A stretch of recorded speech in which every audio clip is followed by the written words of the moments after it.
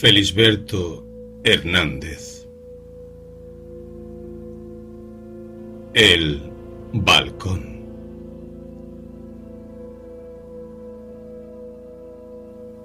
Había una ciudad que a mí me gustaba visitar en verano. En esa época casi todo un barrio se iba a un balneario cercano. Una de las casas abandonadas era muy antigua. En ella habían instalado un hotel y apenas empezaba el verano, la casa se ponía triste. Iba perdiendo sus mejores familias y quedaba habitada nada más que por los sirvientes. Si yo me hubiera escondido detrás de ella y soltado un grito, este enseguida se hubiese apagado en el musgo. El teatro, donde yo daba los conciertos, también tenía poca gente y lo había invadido el silencio. Yo lo veía agrandarse en la gran tapa negra del piano. Al silencio le gustaba escuchar la música.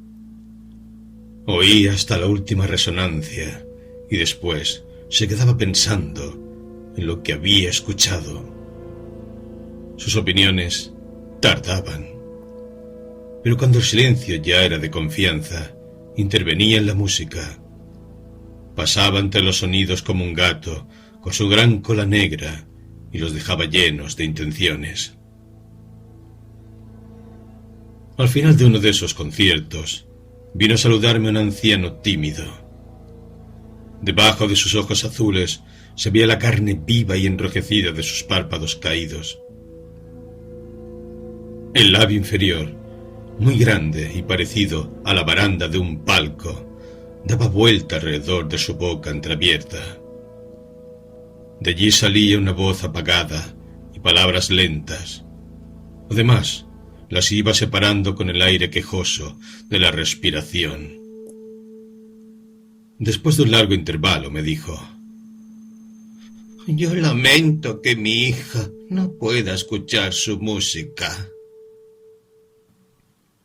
No sé por qué se me ocurrió que la hija se habría quedado ciega. Y enseguida me di cuenta que una ciega podía oír, que más bien podía haberse quedado sorda o no estar en la ciudad. Y de pronto me detuve la idea de que podría haberse muerto.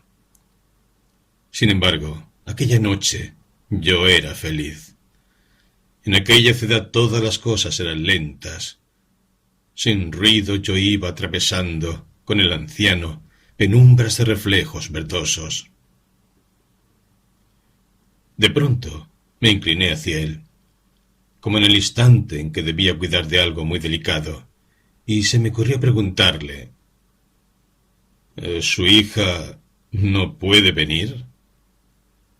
Él dijo: «Ah», con un golpe de voz corto y sorpresivo. Detuvo el paso, me miró a la cara y por fin le salieron estas palabras: Eso, ella no puede salir. Usted lo ha adivinado. Hay noches que no duerme pensando que el día siguiente tiene que salir. Al otro día se levanta temprano. Apronta todo y le viene mucha agitación. Después se le va pasando y al final se sienta en un sillón y ya no puede salir. La gente del concierto desapareció enseguida de las calles que rodeaban el teatro, y nosotros entramos en el café. Él le hizo señas al mozo y le trajeron una bebida oscura en el vasito. Yo lo acompañaría nada más que unos instantes. Tiene que ir a cenar a otra parte. Entonces le dije: «Es una pena que ella no pueda salir. Todos necesitamos pasear y distraernos». Él, después de haber puesto el vasito en aquel labio tan grande y que no alcanzó a mojarse, me explicó: «Ella se distrae. Yo compré una casa vieja, demasiado grande para nosotros dos, pero se halla en buen estado.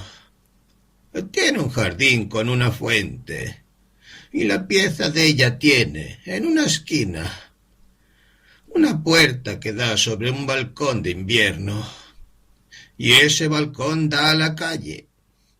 Casi puede decirse que ella vive en el balcón. Algunas veces también pasea por el jardín y algunas noches toca el piano. Usted podría venir a cenar a mi casa cuando quiera y le guardaré agradecimiento. Comprendí enseguida, y entonces decidimos el día en que yo iría a cenar y a tocar el piano. Él me vino a buscar al hotel una tarde en que el sol todavía estaba alto. Desde lejos me mostró la esquina donde estaba colocado el balcón de invierno. Era en un primer piso. Se entraba por un gran portón que había al costado de la casa y que daba a un jardín con una fuente de estatuillas que se escondían entre los yuyos. El jardín estaba rodeado por un alto paredón. En la parte de arriba le habían puesto pedazos de vidrio pegados con mezcla. Se subía a la casa por una escalinata colocada delante de una galería desde donde se podía mirar el jardín a través de una vidriera. Me sorprendió ver, en el largo corredor, un gran número de sombrillas abiertas. Eran de distintos colores y parecían grandes plantas de invernáculo. Enseguida, el anciano me explicó. La mayor parte de estas sombrillas se las he regalado yo. A ella les gusta tenerlas abiertas para ver los colores. Cuando el tiempo está bueno, elige una y da una vueltita por el jardín. En los días que hay viento no se puede abrir esta puerta porque las sombrillas se vuelan. Tenemos que entrar por otro lado. Fuimos caminando hasta un extremo.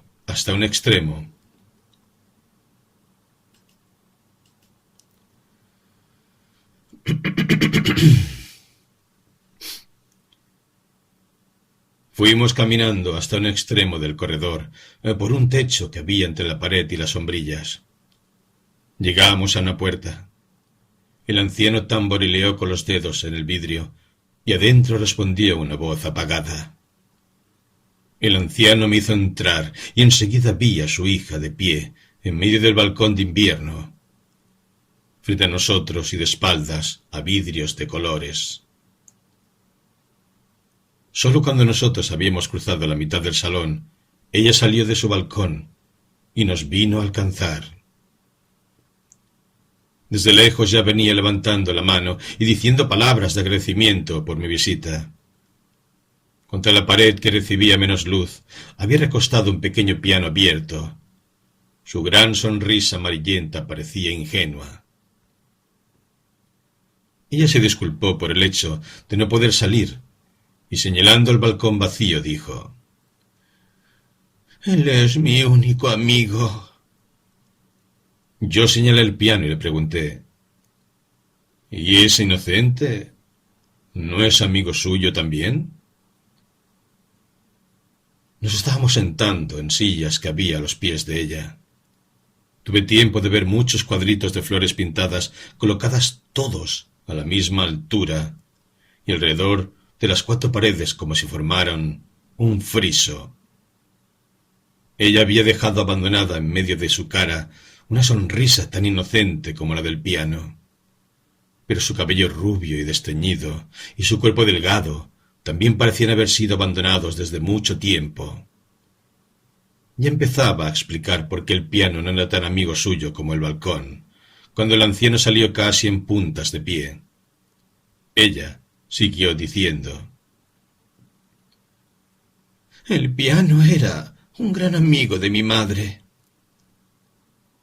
Yo hice un movimiento como para ir a mirarlo, pero ella, levantando una mano y abriendo los ojos, me detuvo. «Perdone, preferiría que probara el piano después de cenar, cuando haya luces encendidas.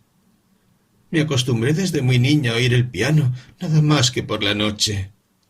era cuando lo tocaba mi madre.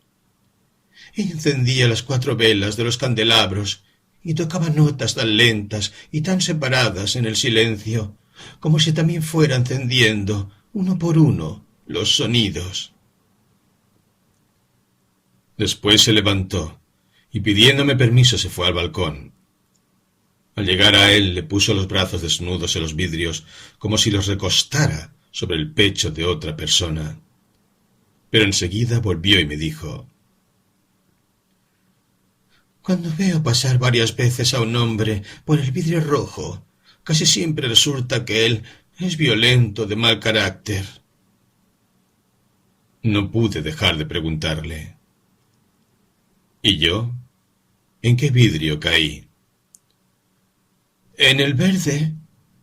Casi siempre les toca a las personas que viven solas en el campo. Casualmente a mí me gusta la soledad entre plantas, le contesté. Se abrió la puerta por donde yo había entrado y apareció el anciano seguido por una sirvienta tan baja que yo no sabía si era niña o enana. Su cara roja aparecía encima de la mesita que ella misma traía en sus bracitos. El anciano me preguntó: ¿qué bebida prefiere? Yo iba a decir ninguna, pero pensé que se disgustaría y le pedí una cualquiera. A él le trajeron un vasito con la bebida oscura que yo le había visto tomar a la salida del concierto. Cuando ya era del todo la noche, fuimos al comedor y pasamos por la galería de las sombrillas. Ella cambió algunas de lugar y mientras yo se las elogiaba, se le llenaba la cara de felicidad. El comedor estaba en un nivel más bajo que la calle y a través de pequeñas ventanas enrejadas se veían los pies y las piernas de los que pasaban por la vereda. La luz, no bien salía de una pantalla verde, ya daba sobre un mantel blanco. Allí se había reunido, como para una fiesta de recuerdos, los viejos objetos de la familia. Apenas nos sentamos, los tres nos quedamos callados un momento. Entonces todas las cosas que había en la mesa parecían formas preciosas del silencio. Empezaron a entrar en el mantel nuestros pares de manos. Ellas parecían habitantes naturales de la mesa. Yo no podía dejar de pensar en la vida de las manos. Haría muchos años, unas manos habían obligado a estos objetos de la mesa a tener una forma. Después de mucho andar, ellos encontrarían colocación en algún aparador. Estos seres de la vajilla tendrían que servir a toda clase de manos. Cualquiera de ellas echaría los alimentos en las caras lisas y brillosas de los platos. Obligarían a las jarras a llenar y a volcar sus caderas, y a los cubiertos a hundirse la carne, a deshacerla y a llevar los pedazos a la boca. Por último, los seres de la vajilla eran bañados, secados y conducidos a sus pequeñas habitaciones. Algunos de estos seres podrían sobrevivir a muchas parejas de manos. Algunas de ellas serían buenas con ellos, los amarían y los llenarían de recuerdos, pero ellos tendrían que seguir viviendo en silencio. Hacía un rato, cuando nos hallábamos en la habitación de la hija de la casa y ella no había encendido la luz. Quería aprovechar hasta el último momento el resplandor que venía de su balcón. Estuvimos hablando de los objetos. A medida que se iba la luz, ellos se acurrucaban en la sombra como si tuvieran plumas y se prepararan para dormir. Entonces ella dijo que los objetos adquirían alma a medida que entraban en relación con las personas. Algunos de ellos antes habían sido otros y habían tenido otra alma. Algunos que ahora tenían patas, antes habían tenido ramas. Las teclas habían sido colmillos. Pero su balcón había tenido alma por primera vez cuando ella empezó a vivir en él. De pronto apareció en la orilla del mantel la cara colorada de la enana. aunque ella metía con decisión sus bracitos en la mesa para que las manitas tomaran las cosas. El anciano y su hija le acercaban los platos a la orilla de la mesa. Pero al ser tomados por la enana, los objetos de la mesa perdían dignidad. Además, el anciano tenía una manera apresurada y humillante de agarrar el botellón por el pescuezo y doblegarlo hasta que le salía vino. Al principio, la conversación era difícil. Después apareció dando campanadas un reloj de pie. Había estado marchando contra la pared situada detrás del anciano. Pero yo me había olvidado de su presencia. Entonces empezamos a hablar. Ella me preguntó: ¿Usted no siente cariño por las ropas viejas? ¿Cómo no? Y de acuerdo a lo que usted dijo de los objetos, los trajes son los que han estado en más estrecha relación con nosotros. Aquí yo me reí y ella se quedó seria. Y no me parecería imposible que guardaran de nosotros algo más que la forma obligada del cuerpo y alguna emanación de la piel. Pero ella no me oía y había procurado interrumpirme como alguien que intenta entrar a saltar cuando están torneando la cuerda.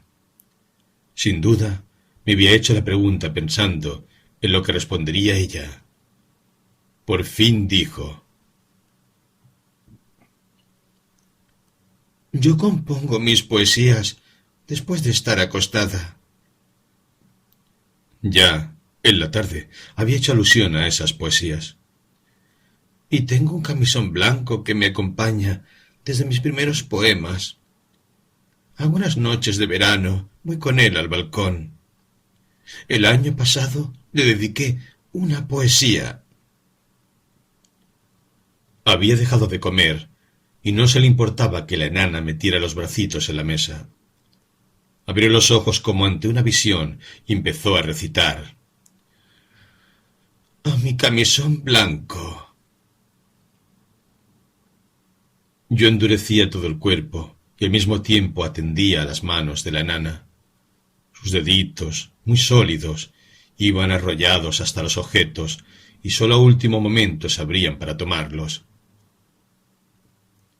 Al principio, yo me preocupaba por demostrar distintas maneras de atender, pero después me quedé haciendo movimiento afirmativo con la cabeza, que coincidía con la llegada del péndulo a uno de los lados del reloj. Esto me dio fastidio, y también me angustiaba el pensamiento de que pronto ella terminaría, y yo no tenía preparado nada para decirle. Además, el anciano le había quedado un poco de acelga en el borde del labio inferior y muy cerca de la comisura. La poesía era cursi, pero parecía bien medida. Con camisón no rimaba ninguna de las palabras que yo esperaba. Le diría que el poema era fresco. Yo miraba al anciano y al hacerlo me había pasado la lengua por el labio inferior, pero él escuchaba a la hija. Ahora yo empezaba a sufrir, porque el poema no terminaba. De pronto dijo balcón, para rimar con camisón. Y ahí terminó el poema. Después de las primeras palabras, yo me escuchaba con serenidad y daba a los demás la impresión de buscar algo que ya estaba a punto de encontrar. Me llama la atención, comencé, la calidad de adolescencia que le ha quedado en el poema. Es muy fresco y... Cuando ya había empezado a decir, es muy fresco, ella también empezaba a decir, hice otro. Yo me sentí desgraciado. Pensaba en mí con un egoísmo traicionero. Llegó la nana con otra fuente y me serví con desenfado una buena cantidad. No quedaba ningún prestigio, ni el de los objetos de la mesa, ni el de la poesía, ni el de la casa que tenía encima, con el corredor de las sombrillas, ni el de la hiedra que tapaba todo un lado de la casa. Para peor, yo me sentía separado de ellos y comía en forma canallesca. No había una vez que el anciano no manoteara el pescuezo del botellón, que no encontrara mi copa vacía. Cuando ella terminó el segundo poema, yo dije, si esto no estuviera tan bueno.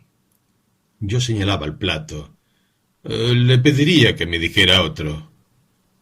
Enseguida el anciano dijo, primero ella debía comer. Después tendrá tiempo. Yo empezaba a ponerme cínico. Y en aquel momento no se me hubiera importado dejar que me creciera una gran barriga. Pero de pronto sentí como una necesidad de agarrarme del saco de aquel pobre viejo y tener para él un momento de generosidad. Entonces, señalándole el vino, le dije que hacía poco me habían hecho un cuento de un borracho. Se lo conté, y al terminar, los dos empezaron a reírse desesperadamente. Después yo seguí contando otros. La risa de ella era dolorosa, pero me pedía por favor que siguiera contando cuentos. La boca se la había estirado para los lados como un tajo impresionante. Las patas de gallo se le habían quedado prendidas en los ojos llenos de lágrimas y se apretaba las manos juntas entre las rodillas. El anciano tosía y había tenido que dejar el botellón antes de llenar la copa. La enana se reía haciendo como un saludo de medio cuerpo. Milagrosamente todos habíamos quedado unidos y yo no tenía el menor remordimiento. Esa noche no toqué el piano. Ellos me rogaron que me quedara y me llevaron a un dormitorio que estaba al lado de la casa, que tenía enredaderas de hiedra. Al comenzar a subir la escalera, me fijé que del reloj de pie salía un cordón que iba siguiendo la escalera en todas sus vueltas. Al llegar al dormitorio, el cordón entraba y terminaba atado a una de las pequeñas columnas del dosel de mi cama. Los muebles eran amarillos, antiguos, y la luz de una lámpara hacía brillar sus vientres. Yo puse mis manos en mi abdomen y miré el del anciano. Sus últimas palabras de aquella noche habían sido para recomendarme. Si usted se siente desvelado y quiere saber la hora, tire de este cordón. Desde aquí oirá el reloj del comedor. Primero le dará las horas y después de un intervalo, los minutos. De pronto se empezó a reír y se fue dándome las buenas noches. Sin duda se acordaría de uno de los cuentos, el de un borracho que conversaba con un reloj. Todavía el anciano hacía crujir la escalera de madera con sus pasos pesados cuando yo ya me sentía solo con mi cuerpo. Él, mi cuerpo, había traído hacia sí todas aquellas comidas y todo aquel alcohol como un animal tragando a otros, y ahora tendría que luchar con ellos toda la noche. Lo desnudé completamente y lo hice pasear descalzo por la habitación. Enseguida de acostarme, quise saber qué cosa estaba haciendo yo con mi vida en aquellos días. Recibí de la memoria algunos acontecimientos de los días anteriores y pensé en personas que estaban muy lejos de allí. Después empecé a deslizarme con tristeza y con cierta impudicia por algo que era como las tripas del silencio. A la mañana siguiente hice un recorrido sonriente y casi feliz de las cosas de mi vida. Era muy temprano. Me vestí lentamente y salí a un corredor que estaba a pocos metros sobre el jardín. De este lado también había yuyos altos y árboles espesos. Oí conversar al anciano y a su hija, y descubrí que estaban sentados en un banco colocado bajo mis pies. Entendí primero lo que decía ella. Ahora Úrsula sufre más. No solo quiere menos al marido, sino que quiere más al otro.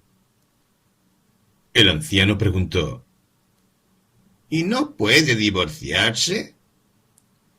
No, porque ella quiere a los hijos, y los hijos quieren al marido, y no quieren al otro. Entonces el anciano dijo con mucha timidez: Ella podría decir a los hijos que el marido tiene varias amantes. La hija se levantó enojada. Siempre el mismo. Tú. ¿Cuándo comprenderás a Úrsula? Ella es incapaz de hacer eso. Yo me quedé muy intrigado. La nana no podía ser. Se llamaba Tamarinda. Ellos vivían, según me habían dicho el anciano, completamente solos. ¿Y esas noticias? ¿Las habrían recibido en la noche? Después del enojo, ella había ido al comedor y al rato salió al jardín bajo una sombrilla color salmón con volados de gasas blancas. A mediodía no vino a la mesa. El anciano y yo comimos poco y tomamos poco vino. Después yo salí para comprar un libro a propósito para ser leído en una casa abandonada entre los yuyos en una noche muda y después de haber comido y bebido en abundancia. Cuando iba de vuelta, pasó frente al balcón, un poco antes que yo, un pobre negro y rengo, con un sombrero verde de alas tan anchas como las que usan los mexicanos. Se veía una mancha blanca de carne apoyada en el vidrio verde del balcón. Esa noche, apenas nos sentamos a la mesa, yo empecé a hacer cuentos y ella no recitó. Las carcajadas que soltábamos el anciano y yo nos servían para ir acomodando cantidades brutales de comida y de vinos. Hubo un momento en que nos quedamos silenciosos. Después, la hija nos dijo: Esta noche quiero oír música. Iré antes a mi habitación y encenderé las velas del piano. Hace ya mucho tiempo que no se encienden. El piano, ese pobre amigo de mamá, creerá que es ella quien lo irá a tocar. Ni el anciano ni yo hablamos una palabra más. Al rato vino Tamarinda a decirnos que la señorita nos esperaba. Cuando fui a hacer el primer acorde, el silencio parecía un animal pesado que hubiera levantado una pata. Después del primer acorde salieron sonidos que empezaron a oscilar, como la luz de las velas. Hice otro acorde, como si adelantara otro paso. Y a los pocos instantes, y antes que yo tocara otro acorde más, estalló una cuerda. Ella dio un grito.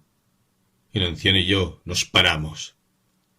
Él fue hacia su hija, que se había tapado los ojos, y la empezó a calmar diciéndole que las cuerdas estaban viejas y llenas de herrumbre. Pero ella seguía sin sacarse las manos de los ojos y haciendo movimientos negativos con la cabeza. Yo no sabía qué hacer. Nunca se me había reventado una cuerda. Pedí permiso para ir a mi cuarto, y al pasar por el corredor tenía miedo de pisar una sombrilla. A la mañana siguiente llegué tarde a la cita del anciano y la hija en el banco del jardín, pero alcancé a oír que la hija decía: El enamorado de Úrsula trajo puesto un gran sombrero verde de alas anchísimas. Yo no podía pensar que fuera aquel negro viejo y rengo que había visto pasar la tarde anterior, ni podía pensar en quién traería esas noticias por la noche. Al mediodía volvimos a almorzar el anciano y yo, solos. Entonces aproveché para decirle: Es muy linda la vista desde el corredor. Hoy no me quedé más, porque ustedes hablaban de una Úrsula, y yo temía ser indiscreto. El anciano había dejado de comer, y me había preguntado en voz alta: ¿Usted oyó? Vi el camino fácil para la confidencia y le contesté: Sí, oí todo, pero no me explico cómo Úrsula puede encontrar buen mozo a ese negro viejo y rengo que allá llevaba el sombrero verde de alas tan anchas. Ah, dijo el anciano. Usted no ha entendido. Desde que mi hija era casi una niña, me obligaba a escuchar y a que yo interviniera en la vida de personajes que ella inventaba. Y siempre hemos seguido sus destinos como si realmente existieran y recibiéramos noticias de sus vidas. Ella se les atribuye hechos y vestimentas que percibe desde el balcón. Si ayer vio pasar a un hombre de sombrero verde, no se extrañe que hoy se lo haya puesto a uno de sus personajes. Yo soy torpe para seguirle esos inventos, y ella se enoja conmigo. ¿Por qué no la ayuda usted? Si quiere, yo... No lo dejé terminar. De ninguna manera, señor. Yo inventaría cosas que le harían mucho daño. A la noche, ella tampoco vino a la mesa. El anciano y yo comimos, bebimos y conversamos hasta muy tarde de la noche. Después que me acosté sentí crujir una madera que no era de los muebles. Por fin comprendí que alguien subía las escaleras, y a los pocos instantes llamaron suavemente a mi puerta. Pregunté quién era, y la voz de la hija me respondió. Soy yo. Quiero conversar con usted. Encendí la lámpara, abrí una rendija de la puerta y ella me dijo: Es inútil que tenga la puerta entornada.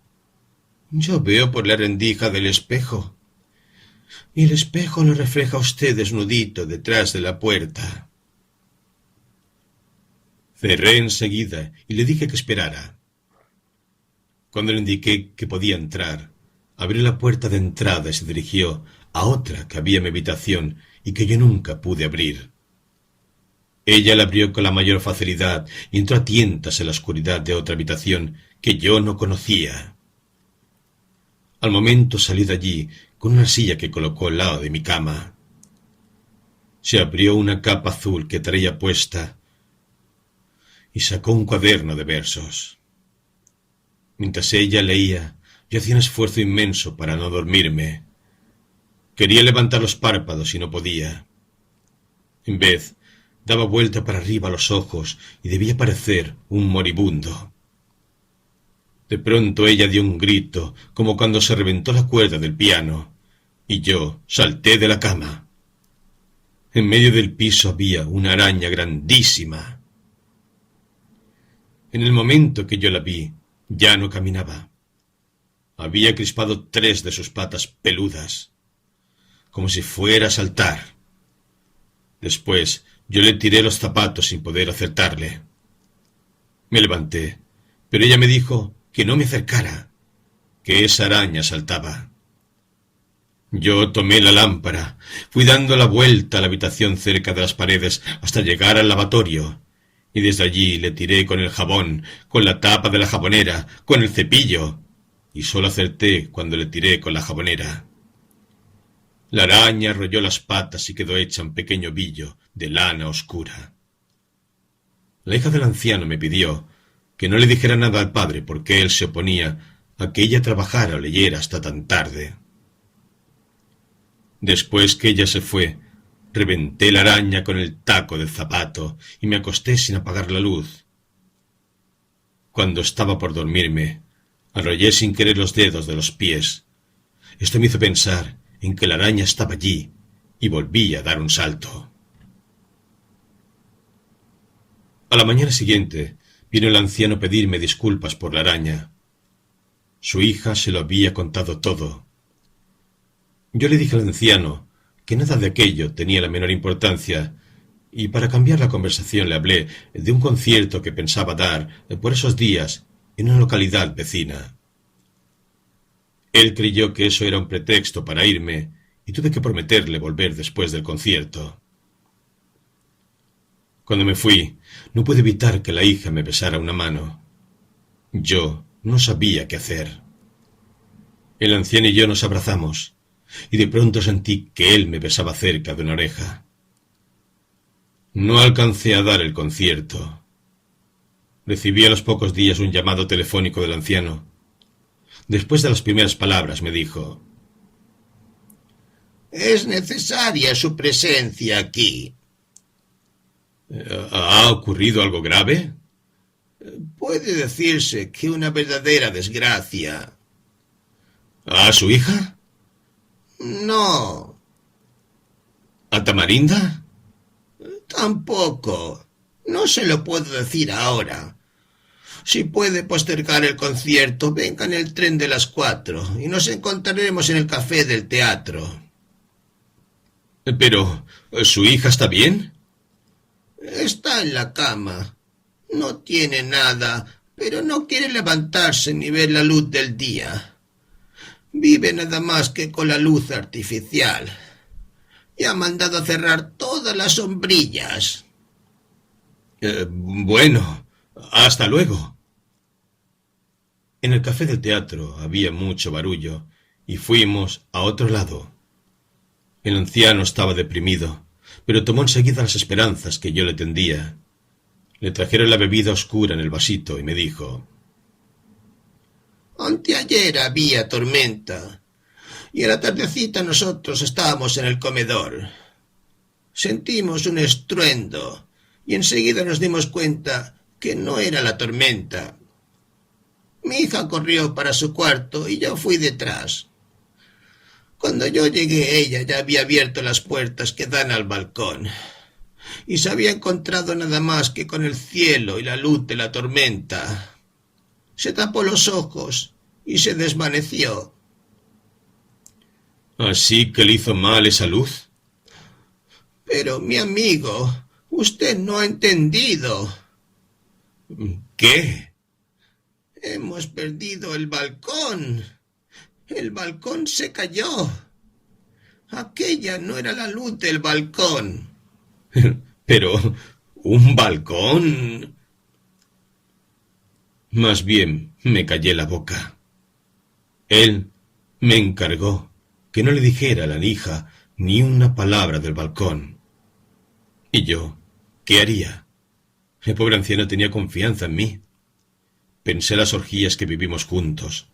Entonces decidí esperar blandamente a que se me ocurriera algo cuando estuviera con ella. Era angustioso ver el corredor sin sombrillas. Esa noche comimos y bebimos poco. Después fui con el anciano hasta la cama de la hija y enseguida él salí de la habitación. Ella no había dicho ni una palabra.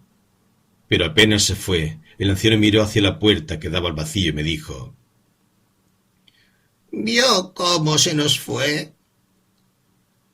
Pero, señorita, un balcón que se cae.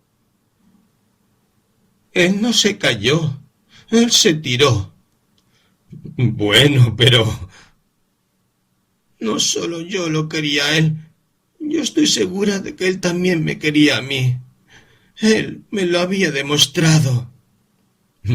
Yo bajé la cabeza.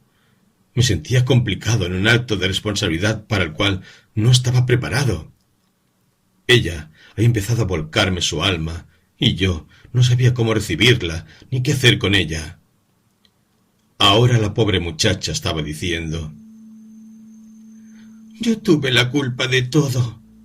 Él se puso celoso la noche que yo fui a su habitación. ¿Quién? ¿Y quién va a ser? El balcón. ¡Mi balcón! Pero, señorita, usted piensa demasiado en eso. Ella estaba viejo. Hay cosas que caen por su propio peso. Ella no me escuchaba y seguía diciendo: Esa misma noche comprendí el aviso y la amenaza. Pero, escuche, ¿cómo es posible que...? ¿No se acuerda quién me amenazó? ¿Quién me miraba fijo tanto rato y levantando aquellas 3 patas peludas? Oh, tiene razón. La araña. Todo eso es muy suyo. Ella levantó los párpados. Después echó a un lado las cobijas y se bajó de la cama en camisón. Iba hacia la puerta que daba al balcón, y yo pensé que se tiraría al vacío. Hice un ademán para agarrarla, pero ella estaba en camisón. Mientras yo quedé indeciso, ella había definido su ruta. Se dirigía a una mesita que estaba al lado de la puerta que daba hacia el vacío. Antes que llegara a la mesita, vi el cuaderno de hule negro de los versos. Entonces, ella se sentó en una silla, abrió el cuaderno y empezó a recitar. La viuda del balcón.